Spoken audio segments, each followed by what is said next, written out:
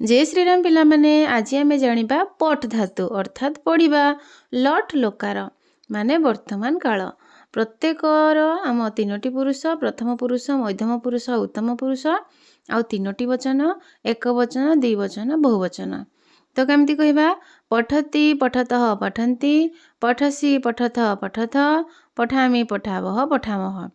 ताहेले पिलाटी पढ़ुअछि अर्थात बालकः पठति। पिला दुईटी पढ़ुछन्ति बालकौ पठतः। पिला माने पढ़ुअछन्ति बालकाः पठन्ति।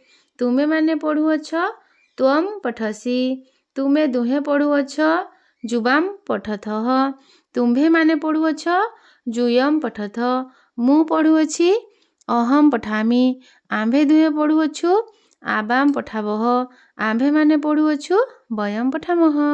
Thank you for watching. Jai Shri Ram.